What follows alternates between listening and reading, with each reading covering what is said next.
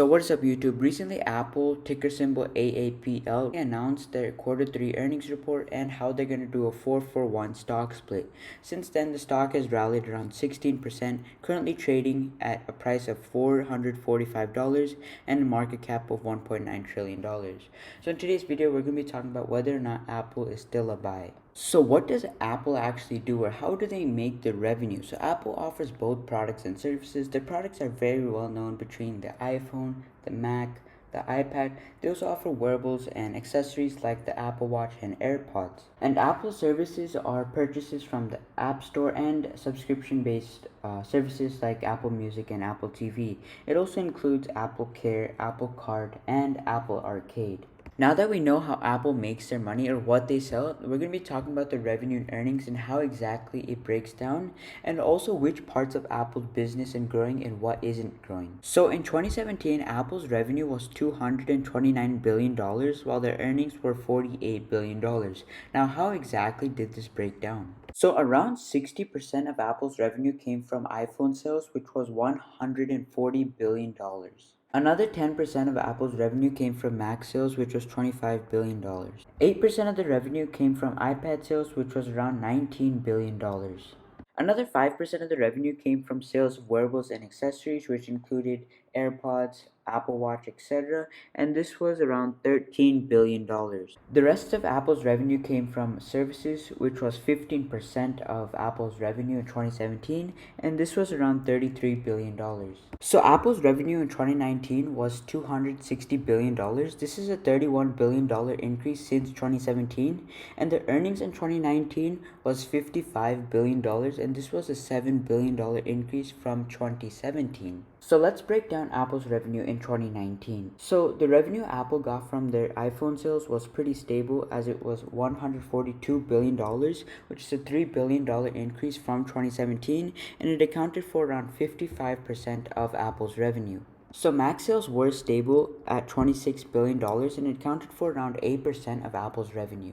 So in 2019, Apple's revenue from their iPads was $21 billion, and it grew around $3 billion since 2017, and this accounted for around 7% of Apple's revenue. So wearables and accessories are a huge reason of Apple's revenue growth in 2019, because in 2017 the revenue from wearables and accessories was around $13 billion. However, in 2019 it was around $24.5 billion, meaning it almost doubled. This accounted for around 8% of Apple's revenue. So another major area of growth for Apple was their services. So in 2017 their services accounted for $33 billion.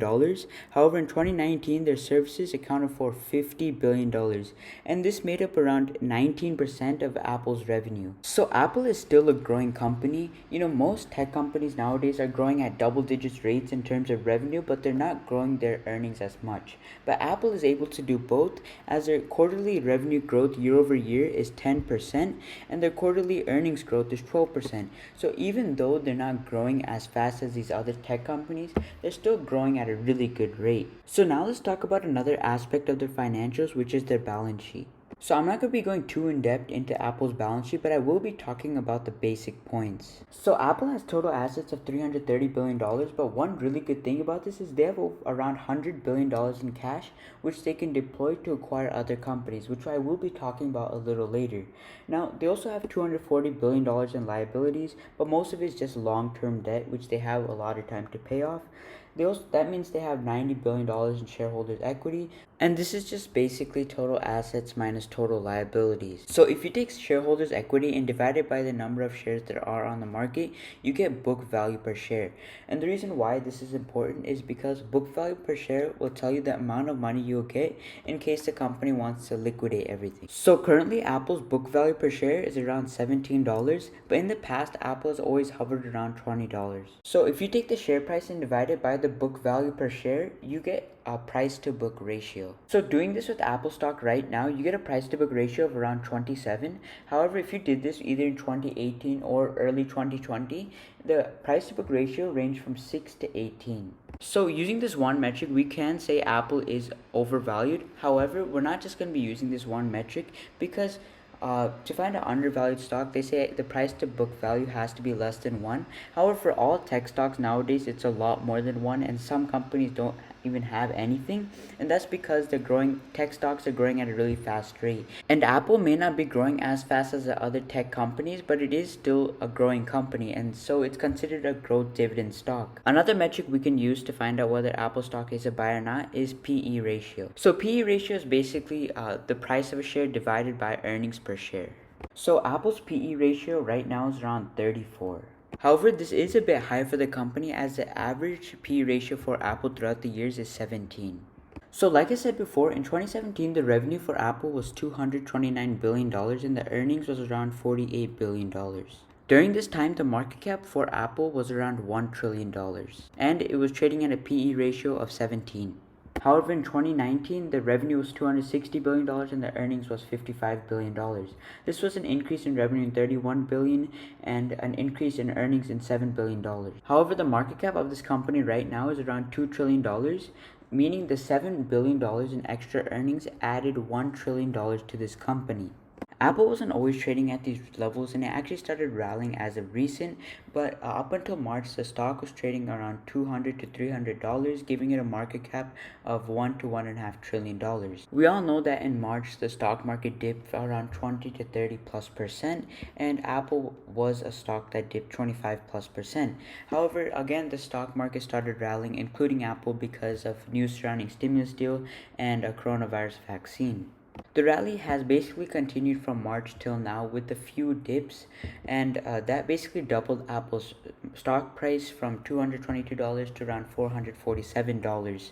And this isn't the only reason Apple stock has doubled to a $2 trillion market cap. There have been other reasons, like the stock recently rallied 16% because of good Q3 earnings and because they announced a 4-for-1 stock split. The stock is also going up because of Apple's potential with 5G. So Apple's next iPhone will have 5G connectivity and it may lead to another iPhone supercycle where iPhone sales will be up a ton from the year before.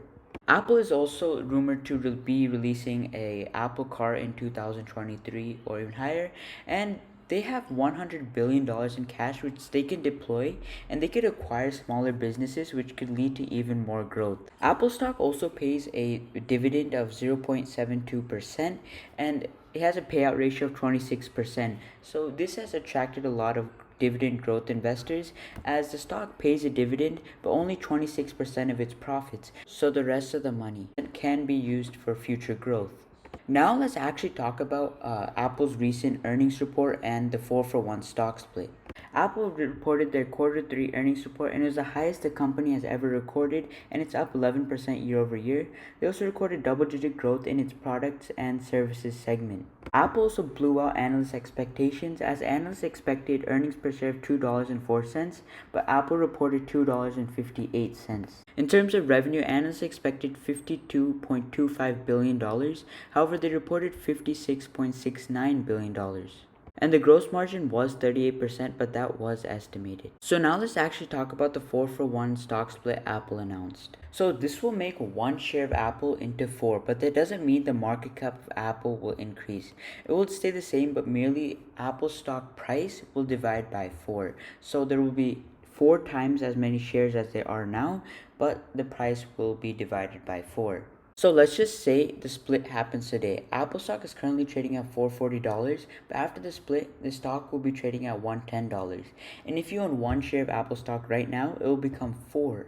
So why is Apple splitting their stock if it doesn't really add to their market cap? So this split will make each share 4 times less expensive. So a $400 share will become $100, and people would prefer owning $400 shares than one $400.